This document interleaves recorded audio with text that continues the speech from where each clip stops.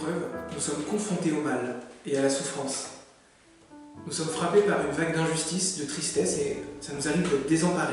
Dans ces moments-là, il est complètement légitime de se demander où est Dieu, quelle est sa place, quel est son rôle dans ce qui nous arrive. Notre tentation première est de croire en un Dieu méchant et d'accuser Dieu. D'ailleurs, cette vision d'un Dieu méchant a été la tentation de l'homme depuis les premiers siècles du christianisme. Mais justement, ce n'est pas en un Dieu méchant que l'on croit quand on est catholique, quand on est chrétien, mais en un Dieu d'amour. Alors pourquoi l'épreuve? Eh bien c'est pour une belle raison. C'est encore une question d'amour finalement. C'est que Dieu nous aime tellement qu'il nous veut libres de nos choix et qu'il laisse à l'homme le choix de le choisir lui, de choisir le bien, de choisir le mal, de choisir la mort, de choisir le péché. D'ailleurs, il peut nous arriver d'être confrontés à cette douleur de la mort. Et dans ce moment d'épreuve très rude, il est bon de ne pas oublier que Dieu est un Dieu de la vie, est un Dieu des vivants. Et n'a pas créé la mort, il n'est pas l'auteur de la mort, même s'il accueille toute personne. Il est plutôt l'image d'un Père qui nous accompagne pour justement surmonter cette épreuve.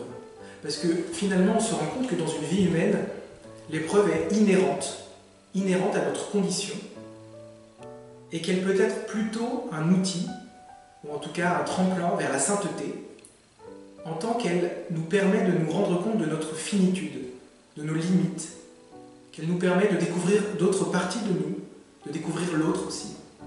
Et donc, surmonter une épreuve, c'est aussi le boulot de tout chrétien, parce que l'épreuve, c'est la réalité de la vie spirituelle, par exemple, dans le combat spirituel. L'enjeu de ce combat spirituel, de cette épreuve, est toujours le même, pour être heureux, se tourner vers Dieu. Et c'est Dieu, justement, en Jésus, qui se fait proche de nous, dans ce qu'on a de plus blessé, de plus souffrant, de plus petit. Jésus le dit dans l'Évangile, je ne suis pas venu pour les bien portants, mais pour les malades. Nous sommes tous des pécheurs, nous avons tous nos blessures. Et bien Dieu est un Dieu qui veut se faire petit pour nous rejoindre dans nos failles, pour y laisser passer la lumière. En conclusion, nous pouvons dire que l'épreuve fait partie de la vie, mais qu'elle peut être un outil pour continuer à chercher Dieu, pour continuer à tout donner, tout offrir. Nous pouvons d'ailleurs penser à ces mots qui nous sont donnés à travers la Bible, dans les psaumes, qui sont des paroles, des cris du cœur, qui permettent de crier à Dieu tout ce que nous vivons et de confier nos épreuves. Le psaume 12.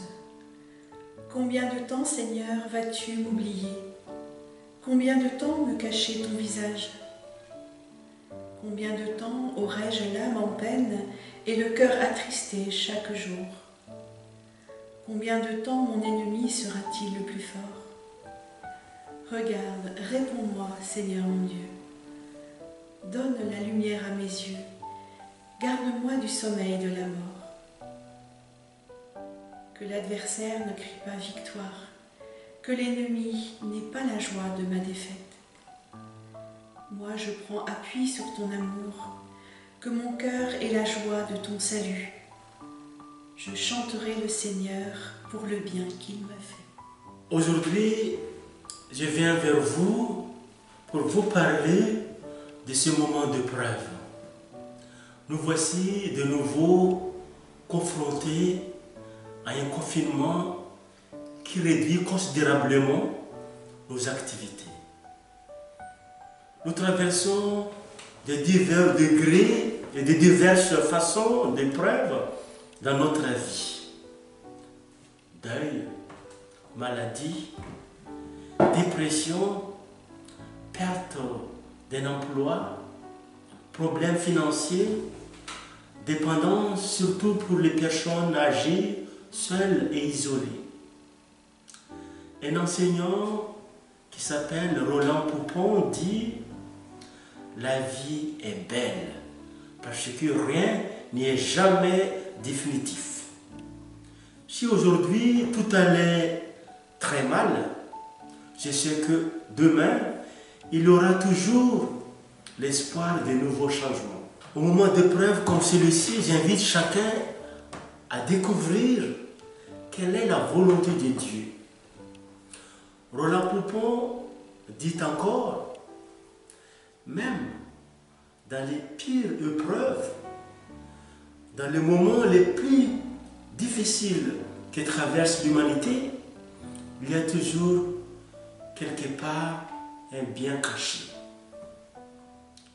Frères et sœurs, chaque épreuve de la vie est un passage dont on sort toujours avec une nouvelle maturité. Saint Jacques, chapitre 1er, verset 2 jusqu'à 3, il ajoute: mes frères et sœurs, considérez comme un sujet de joie complète les diverses épreuves auxquelles vous pouvez être exposés, sachant que la mise à l'épreuve de votre foi produit la persévérance.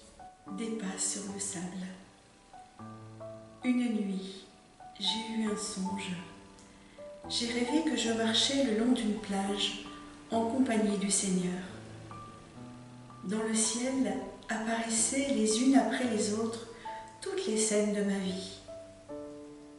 J'ai regardé en arrière et j'ai vu chaque scène de ma vie. Il y avait 2 paires de traces sur le sable. L'une était la mienne, l'autre était celle du Seigneur. Ainsi, nous continuons à marcher, jusqu'à ce que tous les jours de ma vie aient défilé devant moi. Alors, je me suis arrêtée et j'ai regardé en arrière. J'ai remarqué qu'en certains endroits, il n'y avait qu'une seule paire d'empreintes. Et cela correspondait exactement avec les jours les plus difficiles de ma vie. Les jours de plus grande angoisse, de plus grande peur et aussi de plus grande douleur.